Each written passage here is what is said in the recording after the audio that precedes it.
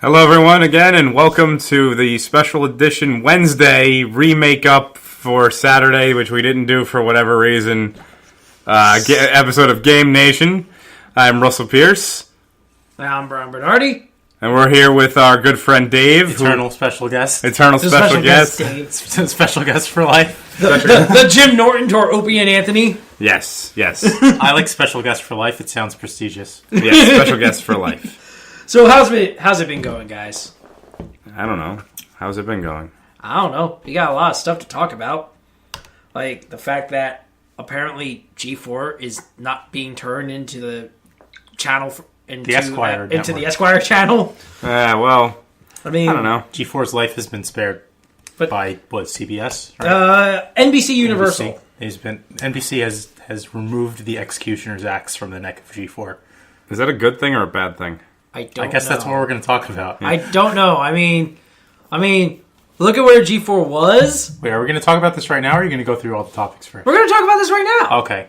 I mean, look where G4 is right now compared to where G4 was. What channel was it that's actually getting the axe now? That they moved over to the next chopping block, and who was on that one?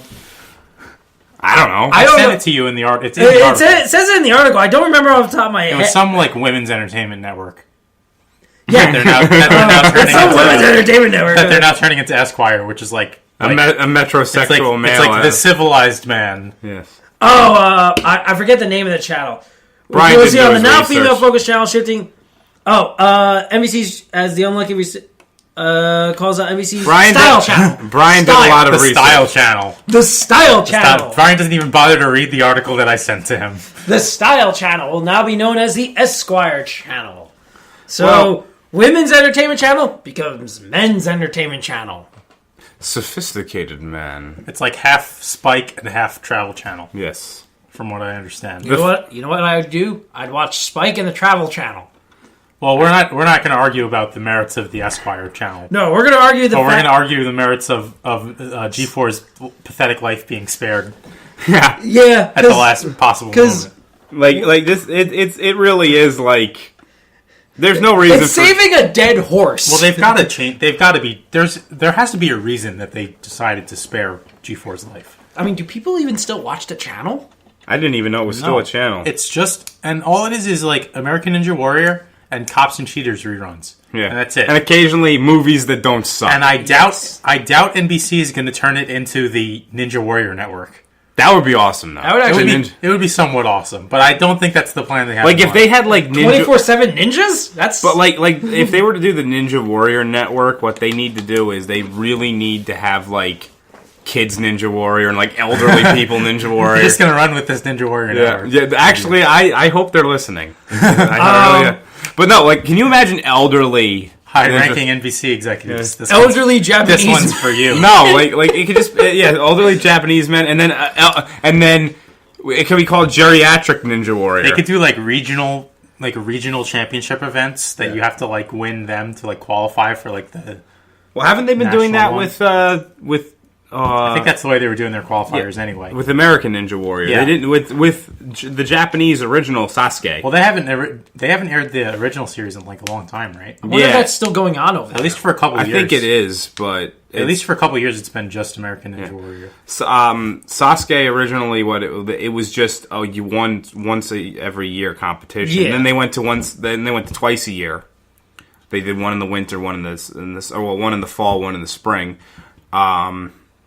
And then America took it over, and we've kind of blown it up. We really have. We've gone the American route.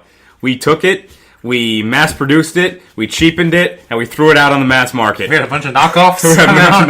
Should I just start calling you Jeff Goldblum now? Because you kind of quoted the Jurassic Park speech. Yeah, and we put it on a lunchbox, and boom, we're selling it. Boom, we're selling it. And we don't even know what we have. Life finds a way. Okay. Exactly. You know what? Ironically, that must go faster. Must go faster. Must go faster. But yeah, I mean, I'm gonna try to slip as many Jeff Goldblum quotes as I can into this day now. This is Jeff Goldblum day. But like you said, Dave, that the only thing they're showing is American Ninja Warrior, Cops reruns, Cheaters reruns, and cop spin-offs like Campus PD, movies that don't suck. I mean, well, like all the everything. X-Play is dead. Like literally everything that people watch Tech TV for is gone on G4. Yeah. G4 has nothing now. Yeah. Sessler moved on from. Well, let's just list off what was early on. So when it went from Tech TV to G4, there was the main shows were X-Play, obviously. Yes. Attack of the Show. They had G4TV.com, which was a TV show, not a website. They had Arena. Arena, yeah. Icons. Yes. Cheats, not cheaters. Cheats. Which they would show you. You give tips, tricks. Yeah. Hidden Gems, which wasn't really a show, it was more of an in-between segment. Mm-hmm. And I can't remember. Attack of the Show. No, I said Attack of the Show. There was one more I can't remember all of a sudden. Oh, Top 10. Yeah. Top 10. Top 10 or... And they would have other they had their other... And then they had some of the shows that were still from Tech TV. They had, what was that Tech TV show me and my dad used to watch? You thinking of Screensavers? No, I'm not thinking of Screensavers. I'm thinking of... it was the show that Attack of the Show became. It was before Attack of the Show, it was this show. I think it was Screensavers. I could have sworn that was Screensavers. No, Screensavers was something totally different. I forget the name of the show. It was like if you had a tech issue, you would call them up. Geek Squad. Geeks or something. No, that's Best Buy's. But you also had Thunderbirds on there, and they showed. They also had they did have the movies that don't suck. Yeah. And they showed. Even though I had to say this, some and Ninja Warrior was added before they started showing the massive amounts. Ninja Warrior showed up before the Cops reruns and stuff. Yes, Ninja Warrior was before the Cops reruns, and you look at it now, X-Play. Morgan Webb, who knows where she went to, if she's still with the company. Sessler was the reason that people watched X-Play, and he's gone to Rev 3 Games. Yeah, he's on YouTube now. Yeah. And actually, basically every kind of show that, not exactly the same shows, but the kind of shows that people would watch on Tech TV are now on. Yeah. They're now YouTube channels, which just makes sense to do it that way. It's the that demographic would be more apt to watch things on computer anyway. And you can talk about things longer on YouTube. Yeah. You can spend, 25 minutes talking about one video game on YouTube, and people will happily watch that video. Oh, yeah. You could never get away with that on network television. No. Exactly. Yeah, okay, you only have 7 minutes to talk about this game. Your whole show is 20 minutes long, and you have to cover this, and this. Yeah. You only have a short amount of time to do it. A lot of people have said, a lot of people that were on TV that transitioned to YouTube have said, like Adam Sessler, for example, he said, when I was on G4, I was really constrained on how long I could talk about it. The minute I went into YouTube, it's like, wait, I could talk about it for as long as I need to get my point across? That's awesome! Let's do it! You want? It's really hard to organize a massive worldwide Counter-Strike with a window of only a few minutes. So yeah, but then again, you kind of look back at the. Oh. Wait, I don't get it. That reference flew right over my head. Take them out, take them down, do your stuff. Oh, god damn it! God damn it! That one slipped under the radar. I got it before Brian. I'm impressed by myself. That is impressive, and I'm the bigger movie fan than Dave is. Yeah. But Counter-Strike. What the hell is he talking about? Told you, this is like Jeff Goldblum movie quote day. Okay, have fun with that. I'm going to. Let's see. But you look back at some of those old shows. Those old shows were fun. But they're all on the internet now. There's no place for them on television anymore. Well, so what the hell is NBC going to do with G4? Well, I'll tell you one thing. At least when Disney World breaks down, the Pirates of the Caribbean will try to eat the tourists.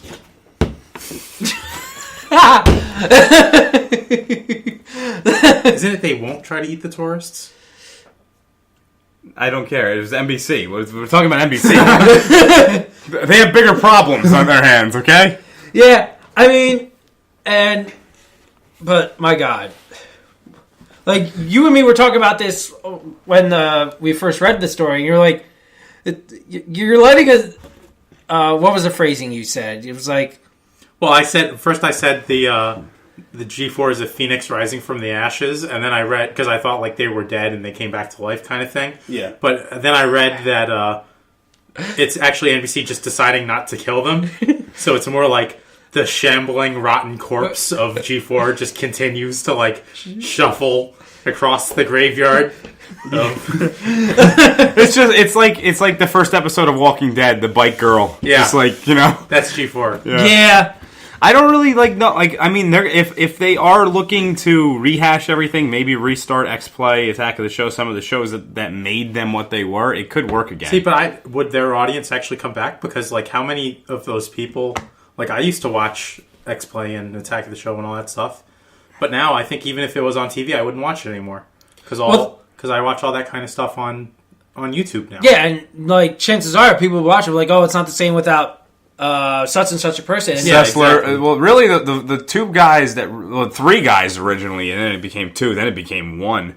The three guys people really listened to in the early going was Jeff Kingley, Adam Sessler, and Kevin Pereira. More, not so much for his video game knowledge, more of his tech knowledge.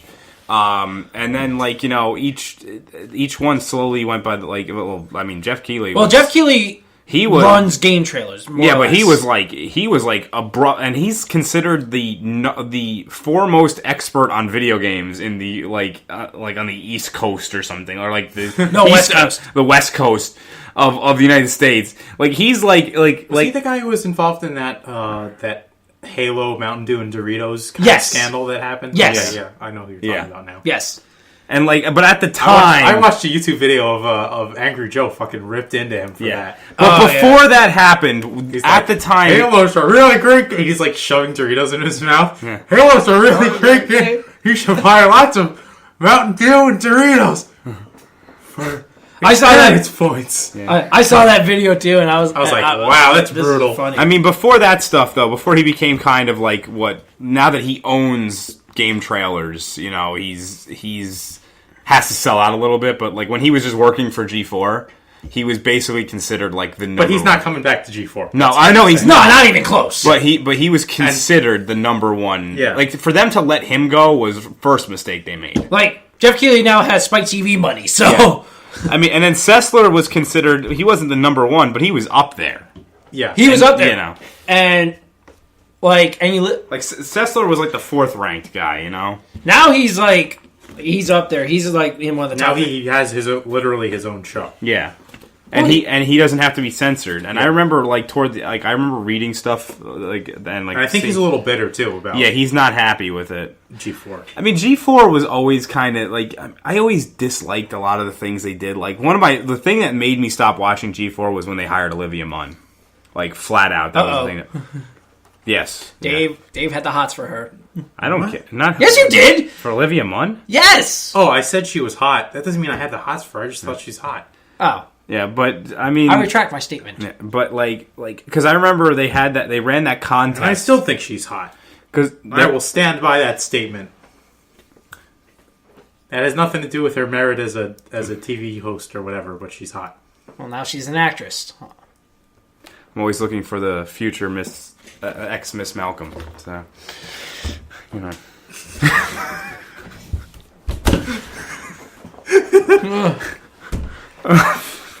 Ding! Anyway, like I was saying, what's the current count of Jeff Goldblum? I think that's the fourth or fifth quote. Well, one of them didn't count. One of them was a setup for a quote. So. Okay. But what was I saying? Oh yeah, Olivia Munn. Because what they did was they ran that contest where, because Sarah Wood left, or Sarah Underwood. No, was it Underwood? Whatever her name was, the blonde woman. There were a lot of blondes. Attack of the Show. It was Kevin Pereira. It was Sarah. What was her last name? I forget. I think it was Wood. I think it was Sarah Wood. I know who you're talking about. Yeah, I know who you're talking about too. But for some reason, the last name Wood stands out to me. Because the only blonde I know that was on G4 that worked with Attack of the Show was the former Playboy model. Yeah, it doesn't matter. But anyway, so they had her and she quit. to move on to. She left at the right time, and then they did a contest like who wants to be the next Attack of the Show co-host. Yeah, I remember that. Didn't some like black guy win? Yeah, he was, and then he won the contest. And he was on like 2 episodes or something. Yeah, he co-hosted one episode, and they like booted him off because apparently he didn't work. No, he stuck. I think I remember seeing that. No, guy. they demoted him to like they're like talking about camcorders guy. Like handheld camcorders. He wasn't even really on the show. He was like a correspondent or something that they would just like occasionally see bring him on. Occasionally, yeah. And they booted him to bring on Olivia Munn, who's like sort of known for like it's not. This isn't like me saying this. This is like, you know, she's known for doing this. She's done a few favors in her day to get to where she is. Few directors have a couple of tales about her. Ooh, so saucy stuff. I mean, well, it's really not that hard to think, considering the fact she would dress like Wonder Woman and deep throat like Kabasi's on G4. It's really not. It's not like, you know, it's not that hard of a thing. Oh, we're gonna get some major flack for this episode. I don't care. Hey, who doesn't love a good kielbasi, huh? I like a good kielbasi, just not in the throat of Olivia Munn. Only in your own throat. Only in my own throat do I like the kielbasi. No, baby. 15 is enough. No quoting movies. Enough quoting movies from you, Brian. Oh, that was a perfect quote, too. No, it wasn't. Yes, it was. I am not from Havana. Hey, these are flying over my head at this point. That was completely 100% Blazing Saddles. That had nothing to do with Jeff Goldblum. Yes. At least I don't think he was in that movie. No, he wasn't. He might have been. I'm not 100%. We wouldn't know if he was in that movie. Yeah. But anyway, so she comes on to the show. She came onto the show, and she kind of like the show lost its way at that point. It went from being a show about technology to being like, how can we sexualize this technology and put it on Olivia Munn's body from that point forward. Yeah, and then she left the show to go do the Daily Show on Comedy She wanted to go to the Daily Show, and she left the Daily Show to be in Magic Mike, the movie Magic Mike. She was in Magic Mike, and now she's one of the main characters on HBO's The Newsroom, which is actually a really good show. Yeah, but she's like the epitome of like the nerd pandering.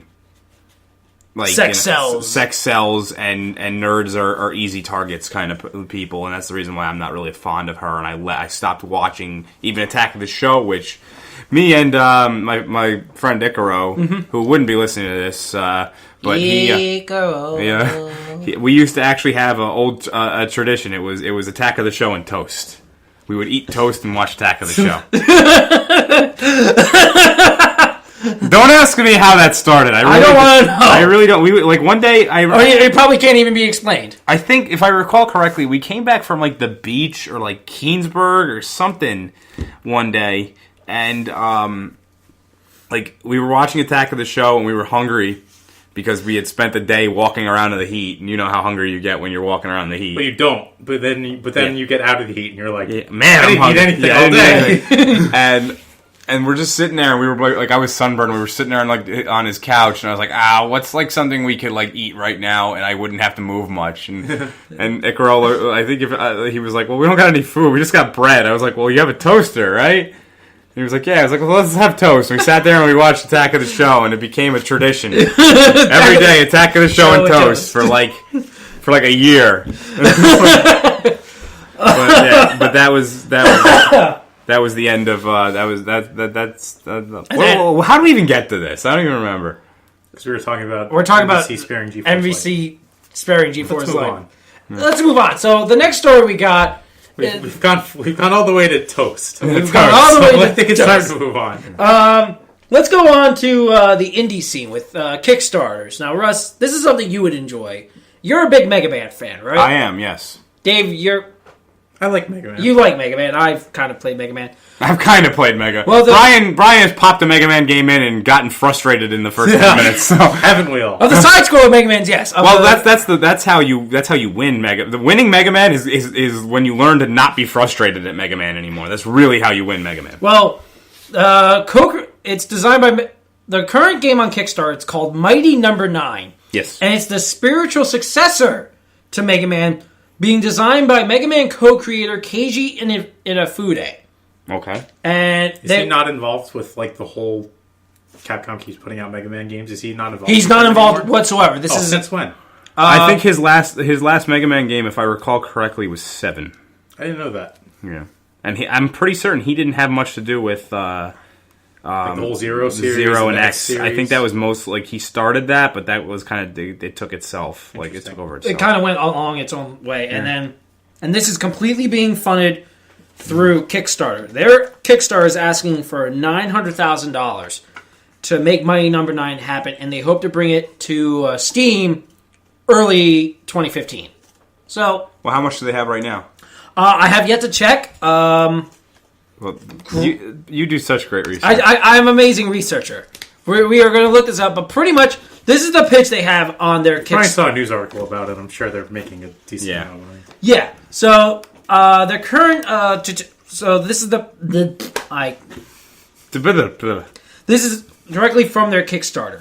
Mighty Number 9 is an all-new Japanese side-scrolling action game that takes the best aspects of the 8 and 16-bit era classics you know and love and transforms them with modern tech, fresh mechanics, and fan input into something fresh and amazing. You play as Beck, the ninth in a line of powerful robots and the only one not infected by a mysterious computer virus that has caused mechanized creatures the world over to go berserk. I gave it a cold. I gave it a virus. A computer virus.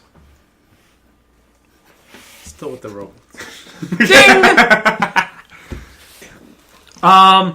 You play as Beck, the ninth in a line of powerful robots and the only one not infected by a mysterious computer virus that has caused mechanized creatures the world over to go berserk. Run, jump, blast, and transform your way through 6 stages or more via stretch goals. You can tackle in any order you choose using weapons and abilities stolen from your enemies to take down your fellow Mighty Number robots and confront the final evil that threatens the planet. That sure does sound a lot like Mega Man. It's pretty much. It's pretty much Mega Man, but not Mega Man. It's Mega Man. But there's nothing wrong with that. There's nothing wrong with being Mega Man. Okay. It's one of the best-selling games of all time. There's nothing wrong with being best-selling Mega Man. games. It's one of the best-selling franchises of all time. Well, that's what I meant. You know, it's like it's one of the most well-known. It's one of the best-selling. It's one of the most iconic. There's nothing wrong with being exactly like it. Okay, and they have completely surpassed their main goal, and they're currently on stretch goals right now. Okay, how much? They pledged $900,000. They are currently at roughly $2.3 million in terms of backers. Checkmate. Yes. How much money did Star Citizen make? Star Citizen. I think Star Citizen is the record holder for like most crowdfunded game of all time. Yeah, but here's the thing with Star Citizen though, not all of that is through Kickstarter. The majority of that is actually through their own website. But I believe they're at roughly around like last I checked it was like 200, maybe 300 million. Yeah. No, not What? I may be over exexaggerating. 300 million. No. That is one big pile of shit. I am probably over exaggerating that number. Way over exaggerating that number. I think they're closer to like 7 million. For some reason, my mind went to GTA 5's number. So I was like, "There's no way they got $300 million in crowdfunding. That's ridiculous." Okay, 12 million. Roughly around 12. They're currently at around 18.9 million in terms of crowdfunding. So that's both through the RSI, their website, and Kickstarter, which is I love Kickstarter. Like I'm loving that hell out. I'm just gonna say right now, I hope Kickstarter becomes like the way everything gets funded from now on, because things are getting done that people want done, and that's what the world needs more of. See, but here's the thing with Kickstarter. Here's the thing with crowdfunding. It's a double-edged sword. Not all the projects that are on that crowdsourcing fight are going to get funded. Exactly, and that's because people don't want them funded. Or they just don't see it. Yeah, they just don't hear about it. Okay. So, while I do enjoy the Kickstarter thing, that brings, like, a whole new aspect to indie development. Yeah. And that's really great. But for video games, Kickstarter, I find, really works well with, like, board games, books, maybe movies, but if you're doing an indie movie, you'd probably more go to, like, Indiegogo or something like that. I think Kickstarter can still work for an indie movie, though. No, Kickstarter still can work for an indie movie, but most people, if you're doing a movie, they usually go to Indiegogo for a movie. But Kickstarter for a video game, it's very hit or miss because development costs for video games have gotten ridiculous. Yeah. I mean, I'm going to use GTA 5 as the perfect example for this. $260 million to make this game. $260 million. Now, that's including their budget for marketing. Yeah. So you have to wonder how much of that money was actually going into they have development for the game or marketing.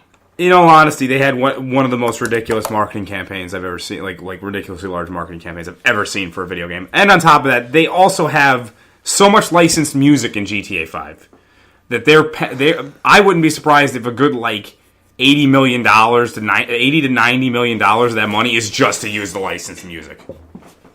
What do you think, Dave? There is a lot of licensed music. They're not. Well, Go ahead. Ask me what I think, and then go just ahead. cuts me off. I have a thought. I'll hold the thought. So they're not the only game to have a ridiculously huge budget, especially if you include advertising. Battlefield 3, I know, had ridiculous marketing budget. Every Call of Duty game has a ridiculous marketing budget. So yeah. But it's expensive. Call of Duty Black Ops 2 was that had what had to be the most expensive marketing. Didn't they have a bunch of Saturday Night Live actors in their No, they had Robert Downey Jr. They had mainstream actors. Yeah, mainstream actors for their commercials. Yeah. Yeah. Yeah. There was also what's his name? Jonah Hill was in it. They were athletes too, right? Yeah. Yeah. The article. Who was that guy who was dressed up as the burger guy? He was some athlete or something. He was I don't remember, but I also remember that commercial. They even had FPS Russia was even on there, if you recall correctly. The internet. Yeah, he's probably not as expensive as. But I'm just saying, even the small people who are I don't really know who that guy was. Even those people were people that they probably had to pay more than an extra. You bring up a good point because when Battlefield, it was Battlefield 3. When Battlefield 3 was coming out, EA actually commissioned the guys from Freddie Wong and those guys. Freddie Wong, yeah. To make their commercial. Those guys made the commercial, Battlefield 3 commercial. Well, I'm not shocked. That's kind of the whole reason why Freddie W has his thing is to show how good he is at doing stuff like that. It's on almost a tight it's budget. almost like his YouTube page is almost like his portfolio. For hey, please hire me. I'm really good at this stuff. So now he's got his own series, Video Game High School, which is not bad. If I recommend checking it out if you're a fan of that kind of stuff. I like how Brian just plugs random people non sequitur completely plug. But here's the thing, associated what I was about to say, in any kind of way, shape, or form. The only equivalency in terms of budget to this, he's Walmart. Walmart's a great company. I love Walmart. You should buy your video games at Walmart. Yeah. But I was saying, the only closest thing to this in another medium is in film. Is with the most recent Pirates of the Caribbean, which had a budget of over $300 million. Yeah. Now, granted, this is a $200 million budget. GTA 5, it launched yesterday. We're going to have a review of it coming up in our next episode. Not this next coming episode, because this next coming episode will be our Pokemon special. Yeah. The episode after that, we'll review GTA 5. Giving us enough time to play the game. Exactly. You need a ton of time to play this game. Because we don't get advanced copies of the games. But that's neither here nor there. But like I was saying, this game has already made over $800 million in profit. $800 million. Mm-hmm. And it launched yesterday. That's ridiculous. I can't think of any other game that in the past generation, that's even gotten close to that. Black Ops 2? I'm sure some of the Call of Duty. I know Black Ops 2 broke all kinds of sales records. No, yeah, that's probably the only one that really comes close. But I don't think it broke 800 million on day one. It might have. Well, then also though, but you have to remember that GTA doesn't come out with a new game every year, Call of Duty does. That's true. True. I mean, it's been 4 years since the last GTA 4 came out in 2007. So actually, it's been 6 years. About 6 years since the last GTA. So Rockstar. I must be thinking about the DLCs. Yeah, the last DLC came out in 2010, I think. Yeah, so 3-4 years ago. But still, Rockstar takes their sweet-ass time to put out their games. Well, because they want them to be good. They want them to be an upgrade from the last. They don't want you to just play the same game again, which is one of the problems that a lot of Activision, Activision and EA specifically are very. Ubisoft is starting to get into that with the Assassin's Creed franchise. Well, Ubisoft does it slightly differently, though. Their main iterations are made, like, if you look at them, they're made farther apart, and then the side stories are kind of made in between, but they're made by external... Yeah, so they probably, split the project. Like, while the project series may seem it comes out yearly, in actuality, they probably split their development of each individual title to different teams. They might, if they go as far as they want with Assassin's Creed, it may end up being like that. I've been reading that they want to go as far. They want to go up to 2019 making games or something like that. That's ridiculous. I think that Assassin's Creed is. I'm already bored with Assassin's Creed. It's like the same thing every time. I'm going to get Assassin's Creed 4 either way, but I mean, I don't know. But I'm not going to be happy about it. He's gonna be an angry guy. Other than that. I mean, you look at the other franchises like Battlefield, Call of Duty, the ones that truly come out every year. I'm bored. Madden. Sports games kind of fall into a different category because those kind of do get minor, No, they don't. They get the roster changes. That's about it. Yeah, you could probably do that through DLC or something. Yep. And then. But Call of Duty and Battlefield, I'm getting bored of it. I haven't liked a Call of Duty game since Modern Warfare 2.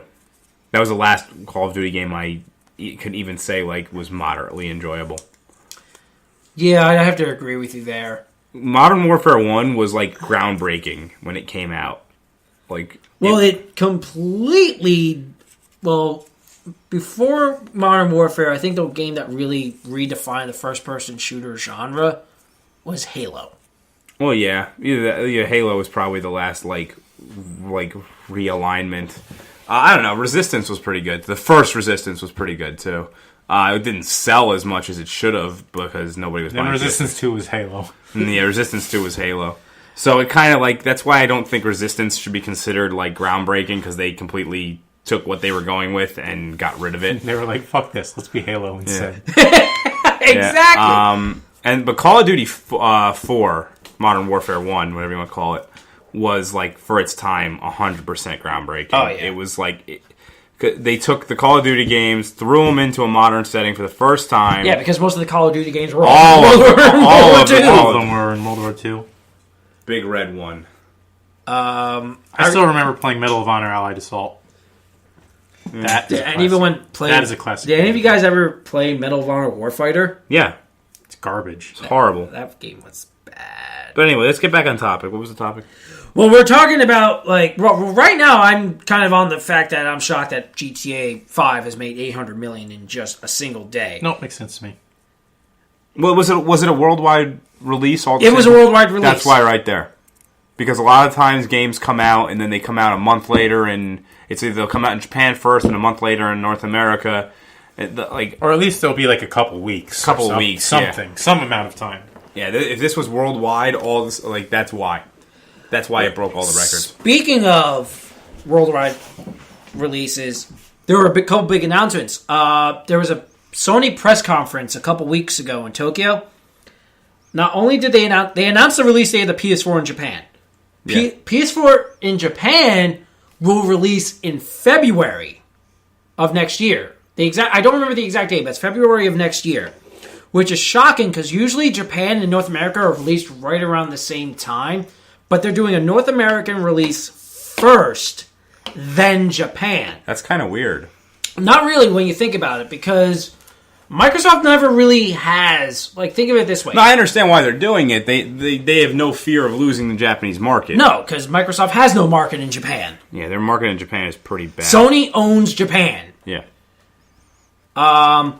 The other thing they announced was the PS Vita TV. I heard about this. It sold like ridiculous, and it sold out in like a record amount of time or something like that. Yeah, because pre-orders or whatever. Yeah, in terms of pre-orders, it's going to cost around $100 in terms of price. It comes out in Japan November 14th. There's no announcement yet of a U.S. release. Yeah. Whether if it even decides to come to the U.S. shores. Well, right now the Vita is not selling well in the United States. The Vita is not selling well. But what this allows you to do is it allows you to play your Vita games on your TV, as well as kind of do like transfers. It's cross-functional with the PS4, and I believe the PS3 as well. But it kind of works as like a media streamer, which is kind of redundant when you think about it. Yeah. But the main focus is the fact that you could take the Vita games and play them on your TV. That's the main thing I got out of it. And it's kind of a nice little like toy for people to play with. The other thing I want to bring up is that was announced yesterday was Diablo 3. They're closing their auction houses in the next major update. I was expecting you to say the release date for the Xbox. No, we'll save that. We'll save that for a little bit. I was 100% expecting you to release date for the PS3, release date for the Xbox. Now discuss. How about we just do that? Okay, that makes more sense. So the Xbox One release date. I don't know if we covered it last show, but we're going to cover it again. What? It's November. I believe we went to dinner a couple minutes ago, and I believe a couple of minutes ago, while we were doing the show, a while ago, and I believe Dave is currently experiencing either a food coma or a sugar crash because Dave had quite a bit of sugar cookies before. I ate one cookie, one, but it was a pure sugar cookie. It's not my fault. You keep diabetes-inducing cookies in your house. Diabetes. He's got that itis. But. One cookie. So anyway, Xbox One will... The X-Bone. Yes. The X-Bone. It's going to launch November 22nd. 1 week. Some poor executive is like slowly killing himself because everyone's calling it the X-Bone. 1 week after the PS4. Like, I thought they were going to call it the One, but they're just calling it the X-Bone. X-Bone! This is not what I wanted! A lot of people... I can't wait till the Xbox One rebooted comes out, because that's going to be great. That's pretty much what we're getting already. So then we call it the X-Boner. Sure, why not? But November 22nd release date. Is that a good call for the release? It's after the PS4. It's after PS4. Put a fork in them. PS4 comes out November 15th. Wait, I thought you said they were at the same time. No. They're PS4 comes out November 15th. November 22nd is the Xbox One. I don't think it's a big deal. Put a fork in them, they're done. No, I disagree. I don't think it's a big deal. It's still before Black Friday. It's only a week later. Put a fork in them, they're done. It's only a week later. It doesn't matter. Well, again, what's another like quote for saying that they're done? I don't know. I got nothing. With a fork in them, pack it up. Searching the Jeff Goldblum archives? Yeah, I'm searching the... Anything from The Fly? No. I ain't heard no fat lady. Oh! There we go. Right. I ain't heard no fat... There we go. That's... I ain't heard That's forget the fat lady. You're obsessed with the fat lady. But my God, like... I kind of agree with Dave in that it's not that big of a deal. Because it's still before Black Friday, and that's really when you're going to see the huge numbers from both these guys. And that's when you can clearly tell right now who's in the lead of the console race. And then, I mean, granted, I think PS4 has a slightly larger market base at launch than Xbox. So, X-Bone. Please call it the X-Bone. Than the X-Bone. But... I mean, I wanted it to be the One! It was supposed to be the One! Phil Spencer's is like, no! It's called the Xbox One, not X-Bone! Stop it! It's a great system! It was supposed to be the One! I mean, granted, over the course of the summer, Microsoft really... Did they shoot themselves in the foot with their 180s? I see what you did there. With the 180s, did they shoot themselves in the foot? They shot themselves in the foot long before that. They shot themselves in the foot with their original policies that pissed everyone off in the first place. Yeah. If anything, their 180s have redeemed them a little bit. But It's the not thing much. is, It's still... like I said, people are petty, and they feel like because Microsoft made them mad at some point, that Microsoft deserves to like go down in a fiery blaze and should fail as a company, and everyone should lose their jobs. Yep, Because I agree. Microsoft said a thing that made them mad one time, so now they'll never Sports. they'll never ever be forgiven. TV, Call of Duty, sports. Call of Duty, Call of Duty, Call of Duty. Call of One of the Duty. most interesting aspects of your team is a dog. Dog. Call of Duty. Oh my god, that video. That video summed up that conference so well. Yeah. Peggle 2. Peggle 2! Oh my god, that guy embarrassed me. I was embarrassed It's that sympathetic For that. embarrassment. God. Yeah, I was like, oh my god, really? I hate it when I get that feeling. And speaking of, like, there's a lot of stuff going on right now. You got, I mean, like I said already, Diablo 3. What the hell? They're shutting down their auction houses. They're removing them from the game. Both their gold auction house and their real money auction house, which everyone hated and thought was a terrible idea. Yeah, I agree. I can kind of agree with that too, because you're looking at, like, when you look at Diablo, like you told this to me, so I'm kind of just stealing your words. Okay. At least he admits it. Yeah. Baby steps. Yes. Diablo 3, you're supposed to be questing for loot, but the fact that they have an auction house is like, well, I could spend 5 hours grinding this level looking for epic loot, or I could spend 5 minutes in the auction house and buy it myself. Or I could spend $5 Yeah. and buy the loot. Actually, some of the loot was crazy expensive. The last time I played Diablo 3, granted it was a few months ago, but like top tier loot was like $80, $90 a piece. For And was that $80 or $90 going to Blizzard, or was it going to the player who crafted the goods? I forget what the take Blizzard took was. I think it was at least like 30%. It was a decent amount size That's take. a pretty big cut. And then you, let's see. Could you go to PayPal? I think you could get it actually put in your PayPal account. Probably. But then Blizzard took an even bigger cut. Or you could get it put into your Blizzard wallet, which you could only spend on like real money transactions from Blizzard or other Blizzard games, and then they would take a smaller cut. Since they were going to get that money back They're getting that money anyway. at some point anyway. But they'd still take a cut out of it because, that was the whole point of the real money. What kind of loot was... I mean, I didn't play Diablo 3, so... Yeah. It was like weapons, armor. Yeah, basically, Okay. like, you have slots for all of your different equipment. Would you, like, just request stuff? Like, No, would you go onto the auction house and you search out for the name. Like, let's say you... Actually, it had a feature where it would recommend loot to you. So, like, it would look through, your headgear, your chest plate, your pants, your shield, your sword, your boots, your rings, blah, blah, blah, blah. So would that... And it would find which one was, like, the worst one out of all the gear you had, and it would suggest replacements. I'd make myself Major Mitchell. That would be... I want them to... No? Okay. Major Mitchell, you got a pistol? You got a gun? I didn't get that one either. I know what you're doing. I just don't remember the movie. Even I didn't get that. So, yeah. So all you had to do was just buy your power. But the point of doing that is, like, this happened to me. I didn't buy anything, but I played Diablo 3, played it for a good while, got up to hell difficulty, whatever, max level. Then I got bored, stopped playing. A few months later, I have friends who are playing Diablo 3. They go, hey, play Diablo 3 with us. I was like, I still had it installed, so I was like, yeah, sure, I'll play with them. But my gear was, like, way worse than theirs was, because they'd been playing the game, like, hardcore.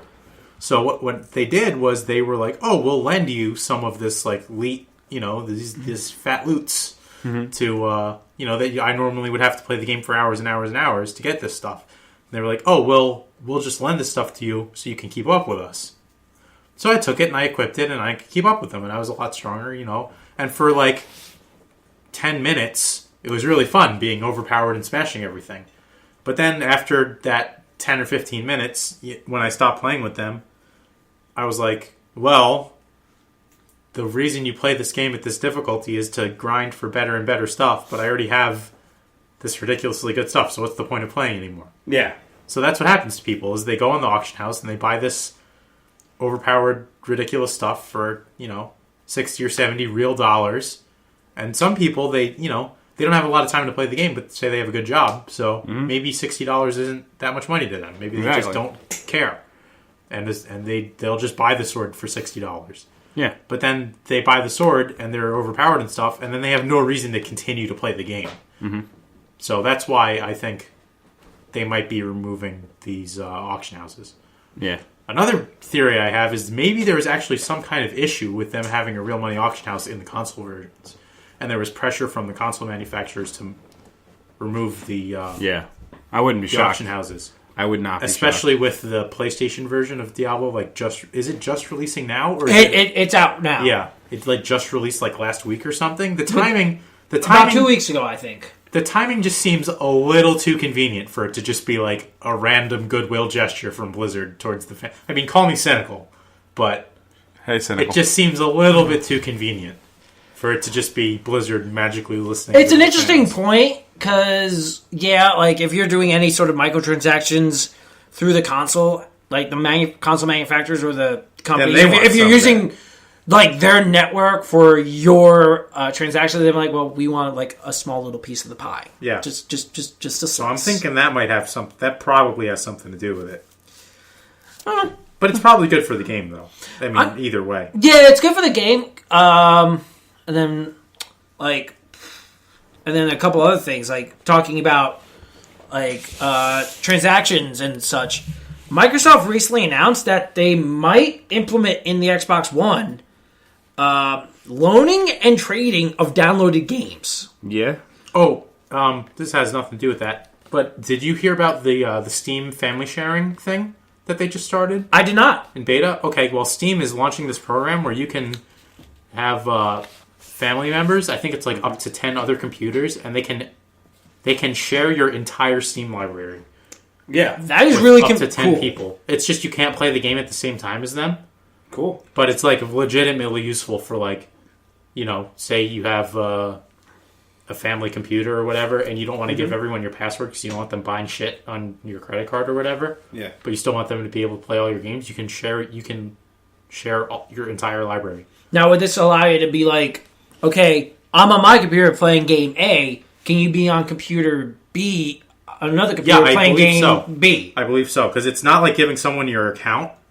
Because that's what you had to do before, is you had to give someone your password for your account. And that creates issues. And that creates all kinds of issues. Not the least of which being that you can't be logged in on the same account at two computers at the same time. Yeah. But this way, as long as you're not playing the same game, it's okay. It's kind of like what Netflix is doing, but with family profiles. It's good. It's really good for consumers, and I did not expect it from Steam. Because everyone had kind of accepted this, like, actually fairly restrictive DRM that Steam has, where it was basically impossible to share anything with anyone. Well, but Steam just Valve randomly. Well, right now, here you go. And then another thing with Steam. Bone. I mean, X-Bone. And as far as I know, unless this was the announcement they were relating to, supposedly Valve in the next week is going to have another big announcement in regards to like possibly the Steam box.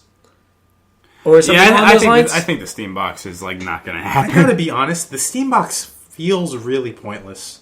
Yeah. Like, just the idea of a Steam box. Because all you need for a Steam box is just to build a computer and connect it to your television.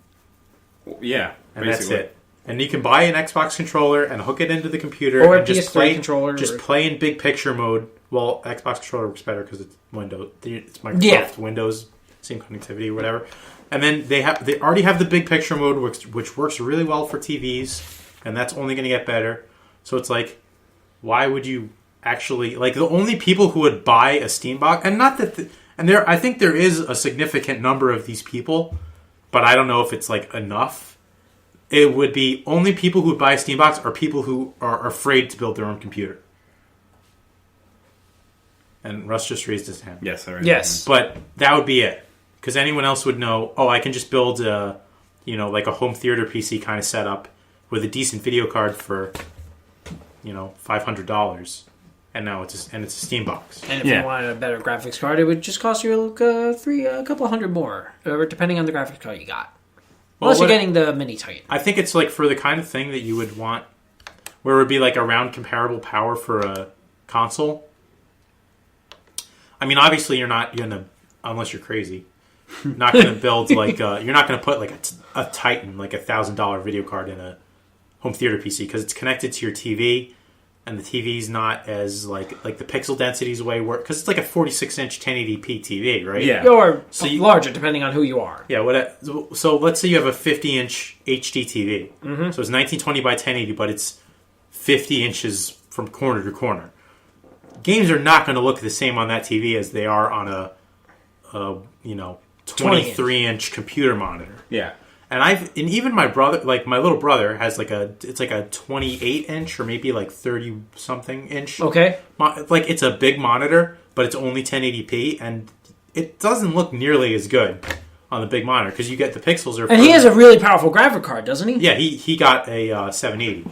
Oh, he got the mini Titan. Yeah, but the thing is, it comes down to the monitor because my point is that when you have a really big monitor, but it's the same resolution as a smaller monitor, you can't sit as close to it because things don't look as good.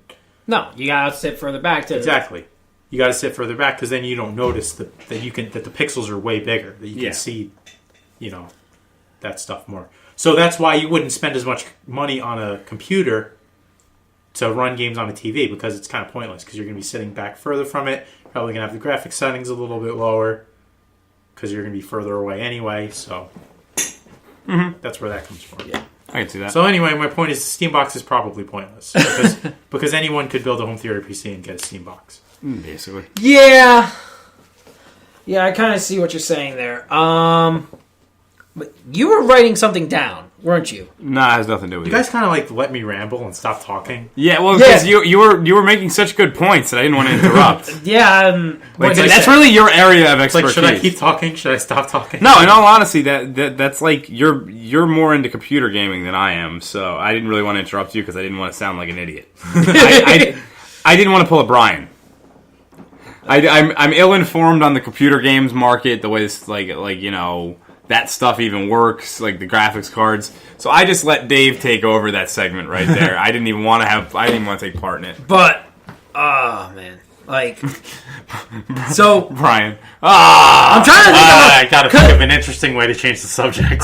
Just change the topic. I have no witty sequiturs at all. Screw the hooks. On to the next one. Yes. So the next story we got, let's see. We covered that. Do you actually have any dinosaurs on your Dino Tourette? I think we've run out of dinosaurs to talk about. But you know what? I just want to ask a question. What games have you guys been playing? EVE Online. It's an oldie.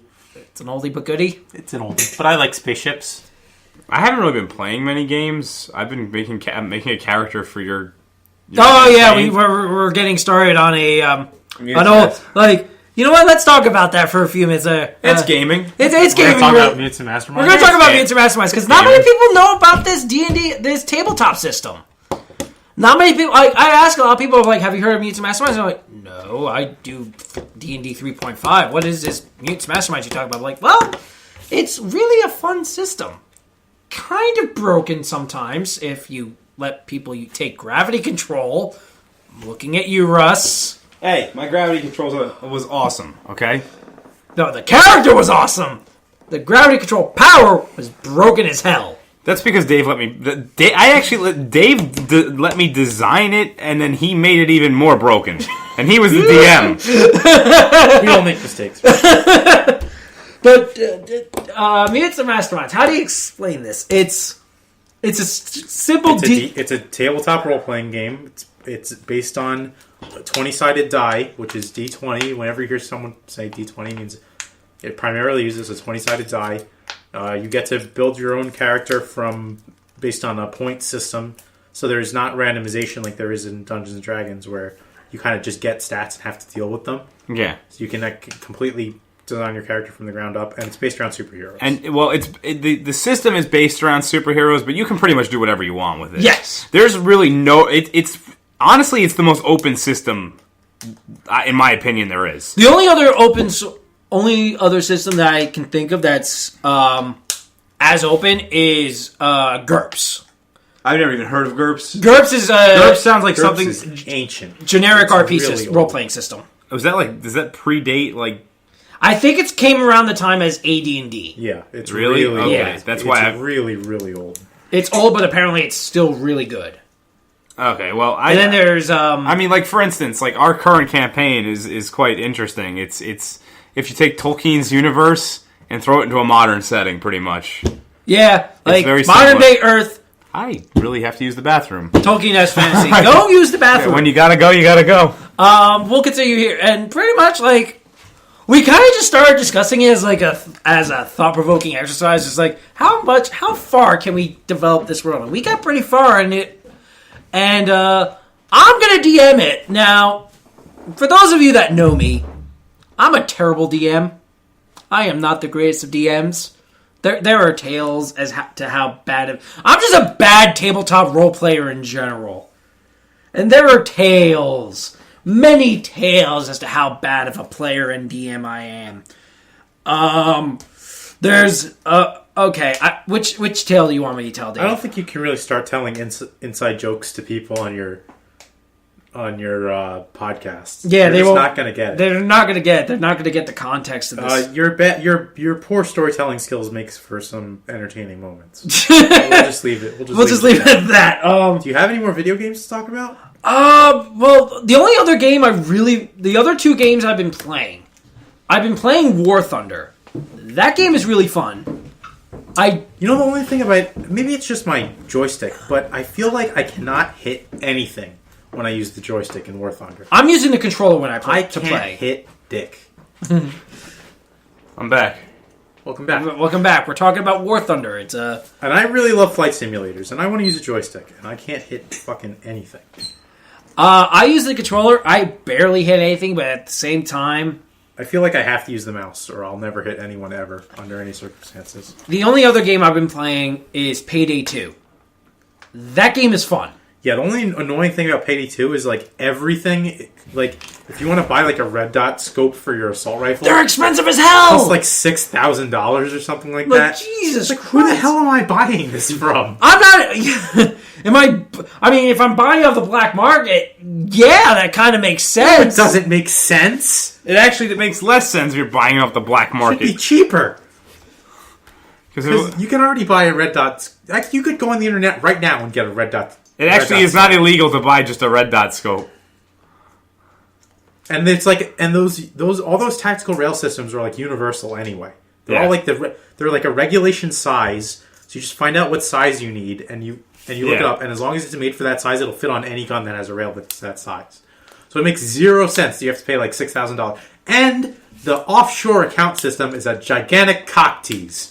Yes, it is. Because it artificially inflates the amount of money that you have. It's literally just a number on a screen in a bank vault. And do you know what you use that money for? Nothing. Actually, you do. Nothing. If you want to like set up your own party to like you say you and a bunch of friends want to play, and you're like, all right, we're going to do this heist. It costs, you use your offshore account to set up that heist. To pay for that heist. So you have to play public games to play with your friends? Is that what you're saying? Well, it's either public or private. You have to play matchmaking games in order to set up private games. Yeah. That's retarded. I mean... Well, you could set it to private. There's some things I like about Payday, but there's other things that make me want to just smack the developers upside the head. Like, what were you thinking? Like, who cares? Who cares if people cheat your stupid, like, money system, persistent upgrade system? It's like... Payday 2 will literally never be a competitive game because it's just co-op versus AI. Yeah. So, like, honestly, who gives a crap if people inflate the amount of money that they have? Just let them do whatever they want. I mean, I enjoy the game, but of course you do. I enjoy aspects of the game. The game as a whole is very flawed. Stealth in the game is very hard. It is very hard to go stealthy in that game. Stealth in that game is pretty much like you just memorize a certain sequence of things you have to do in order to not blow your stealth. And that's another thing about Payday is because everything is so expensive, you either have to grind forever or what people do is they find like routes to like there's this one mission where you have to rob a jewelry store. Mm-hmm. And there's like the hardest setting in the game is you get a ridiculous money bonus, like gigantic, Like it's like maybe 100 times what you would make playing on the normal difficulty. Yeah. But if you don't do it completely stealthy, you have no chance of fighting the cops off.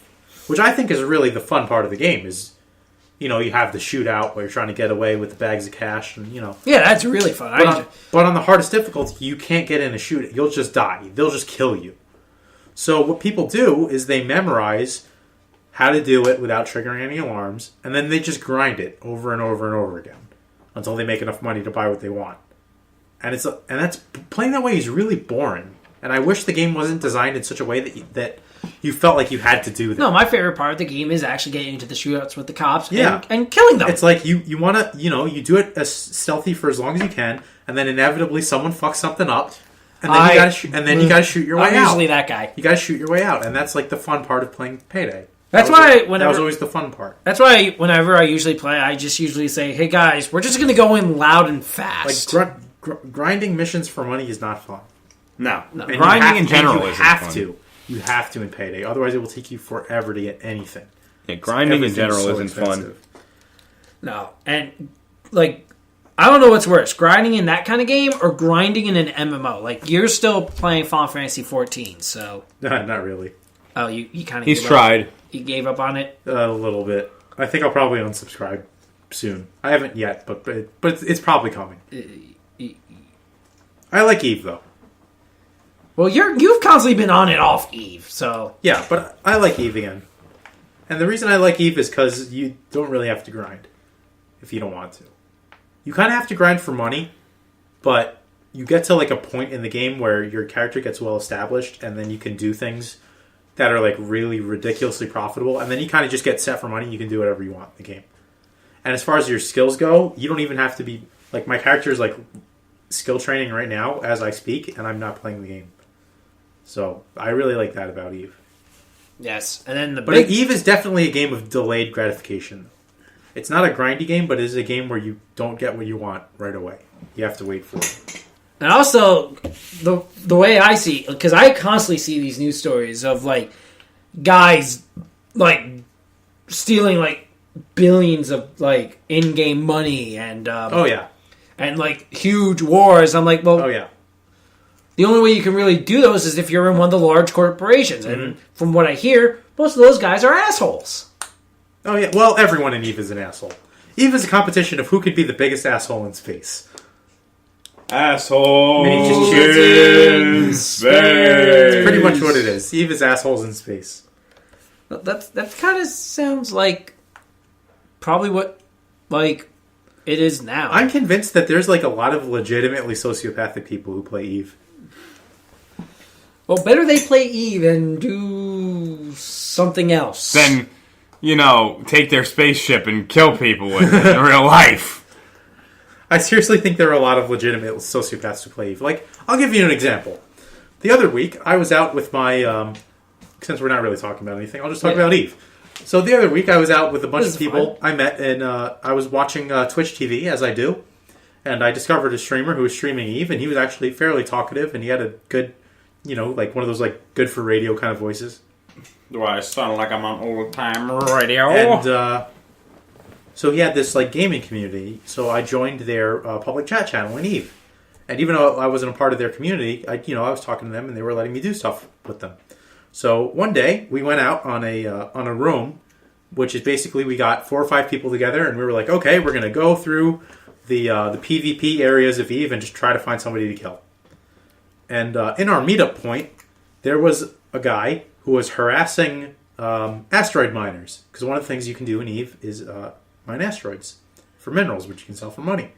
And what this guy was doing was he was just griefing them in such a way that I have to do a little explaining about how the game works, but I'll try not to bore you guys. So, you have your mining ship.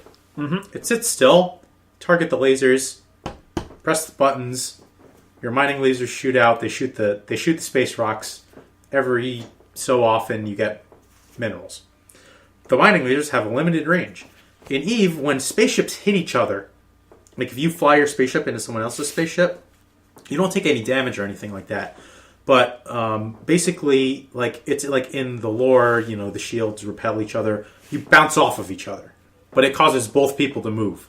So that's called bumping in the Okay. game. So what this guy was doing is, this is just a perfect example of a sociopath in Eve. Is he went into this system where there were people asteroid mining, and he would just fly to a random asteroid belt, and if he saw a miner there, he would say, "Hello, whatever miner. I am agent blah blah." He made up this whole thing about how he was an agent of an organization of the leader of the game. Like, I am a representative of the leader of Eve, of high security space in Eve Online, and I demand that you send me 10 million ISK, which is the currency in game. Send me 10 million ISK, or I will be forced to bump you out of the belt. And people would obviously be like, no, or like, I think I'll pass, or even go fuck yourself. So what he would do is he would take his cruiser and he would fly it at full speed into the miner, so that they bump off of each other, and the miner, because his ship was really fast and heavy, and it takes like mass calculations into effect and stuff for how hard you bounce off of things. He would just bounce them, and they would fly completely out of the range of their mining laser, and then they'd have to take their really friggin' slow industrial mining ship and fly back up to the asteroid. Yeah. So he was just griefing the hell out of these people. He's like, 10 million escrow, I'll bump you out of the belt. And that's the thing about Eve, is doing stuff like that is not against the rules. Which just seems insane to me. But it really appeals to these kind of sociopathic people who are like, I can just be a huge asshole, and I won't get banned. And even sort of the culture of the game even kind of encourages that kind of thing. Yeah. Which is kind of like how you see these huge battles going on in Eve. Well, the thing about the huge battles is, because there's no honor in Eve, basically what will happen is, let's say my gang is a good example of that. So you have a 5-person gang, they're bored, they go out looking for someone to kill. Perfectly acceptable. Because you go to the PvP areas, and there's kind of an understanding that if you're in one of the PvP areas, chances are you'll be getting. You gotta watch out, because everyone is trying to kill you all the time. So let's say I go out, and the person I found to kill was just some idiot mining, and I just killed him, and that was the end of it. But let's say it wasn't just some idiot mining. Let's say it was some idiot who was part of a major alliance in the game. So this idiot, he's out doing whatever he's doing, and I find him being an idiot, and I call in my 5 friends. But he, having a ship that is half decent and more friends than me, calls in 20 friends on my 5 friends. But let's say I'm also part of a different group that's bigger than the one I'm actually in, which is a community of about 30 people. Let's say I'm in another major alliance. So he calls 20 friends, I call 40 friends. I call 40 friends, he calls 100 friends. He calls 100 friends, I call 200 friends. And no, this is literally how it happens. You just get these gigantic escalation snowballs of bigger and bigger groups of people, and all of a sudden, before you know it, you have 6,000 people killing each other. And it's kind of all cool. Because one guy tried to kill another guy. Yeah, all because one guy, or maybe 5 guys tried to jump one guy, and the one guy called his friends, and then the original people called their friends, and then the second group called more friends, the first group called more people, and more people, and more, and then someone jumps a capital ship in, and then you get random people who are like, holy shit, there's a capital ship, I can get on this kill mill, I'll be partly responsible for killing a 25 billion ISK capital ship. So they call their friends, now you have a completely at first uninvolved third party who are just trying to kill a capital capital ship. And all of a sudden, before you know it, you have a gigantic death ball of 6,000 people killing each other. And because this kind of thing happens so often... Well, it doesn't happen it happens often enough. It's not an everyday occurrence. The company that makes the game actually inputted in the coding time dilation in those specific areas so it doesn't crash the whole server. Well, because what you had to do in Eve before time dilation was anytime you knew there was going to be a big group-on-group kind of fight, you had to actually email the devs of who was, how many people you're expecting to fight and in what system and when. Because the different areas of the game are divided onto different servers. Okay. So what they would do is you would say, okay, we're going to attack this enemy group's space station at this time. At dawn. And we're going to bring 200 people. And, then the developers, you actually had to actually email them or send them a support ticket. So they would read the support ticket and they would move that area of space onto a better server. So, and like give it like its own server so that you could have your big fight. But now that they have time dilation, they don't really need to do that. Yeah, they don't need anymore. They still do it, but not as much.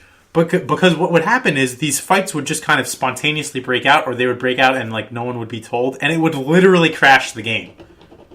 Like anyone in that area would just get like kicked out of the game because the server would be like, I remember like screw this. Like going back to that snowball effect thing. I remember reading a story a couple of weeks ago about Eve, about how this guy's Titan from one faction warped into the territory of another faction unintentionally, and it just and like these guys are like, what are you doing in our territory? We're gonna kill you now, and it just escalated to like one of the biggest battles Eve has seen. Because the Titan pilot's like, oh shit, I messed up. I better call in my support so I don't lose my Titan because they're really freaking expensive.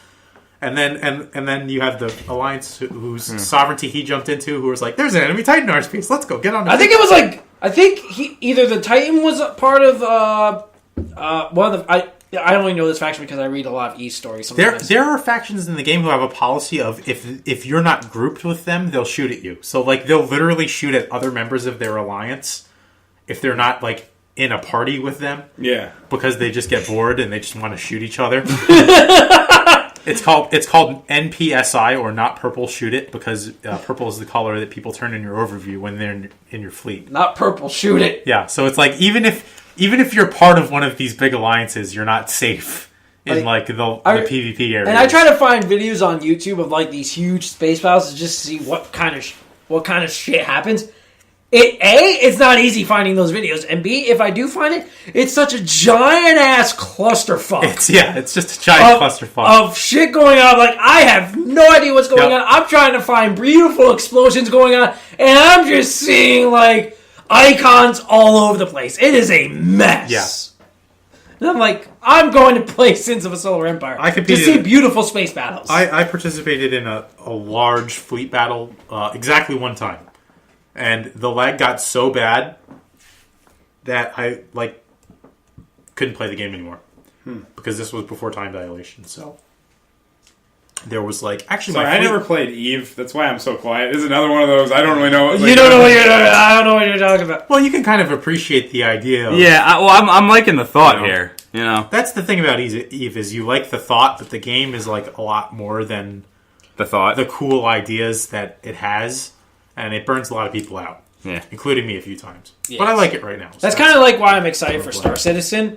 It's like it's going to give you like all these options, but I feel like I might not experience burnout on that game. No, you will. I don't know. I mean, I could just go around do whatever the hell I want. Do we have any more stories? We actually don't have any more stories for this week. Oh, we've actually run out of stories. I feel like I only talked for half this episode.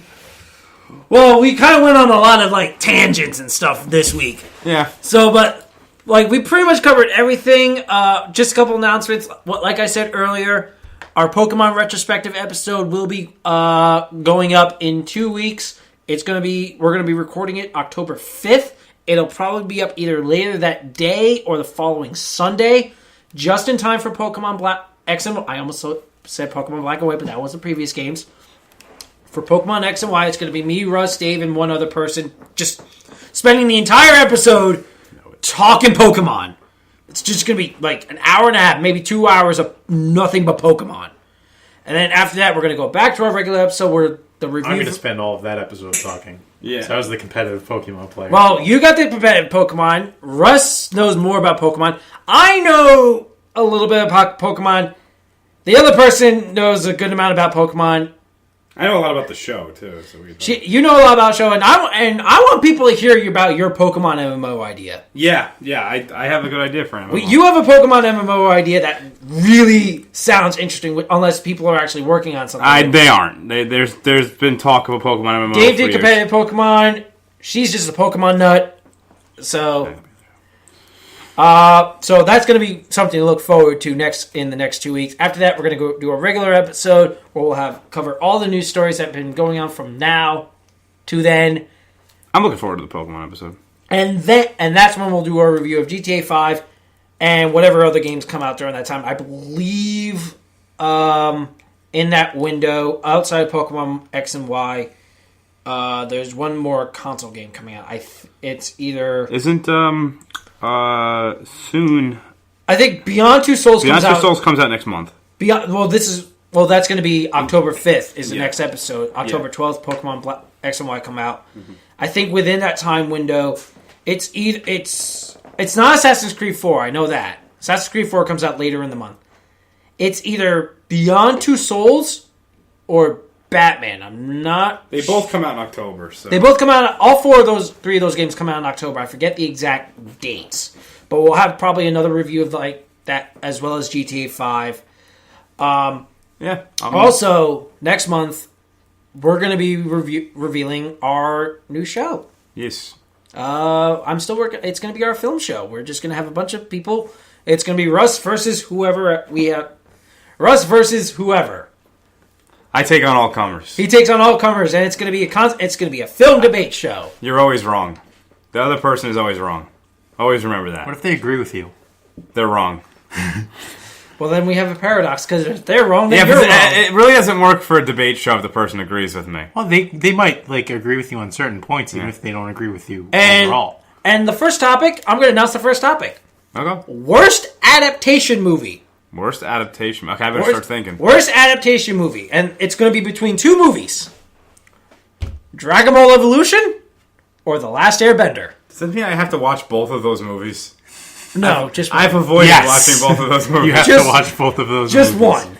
Right. And the other person you're going to be facing is me.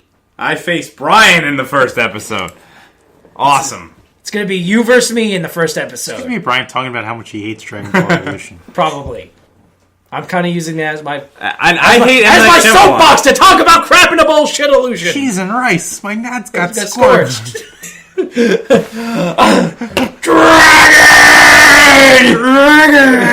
Cheese and rice. And that one is not going to be an audio series. That's going to be video.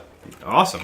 Cheese and rice. So we look forward to hearing to showing you guys that. Well, I guess we all better sign off then.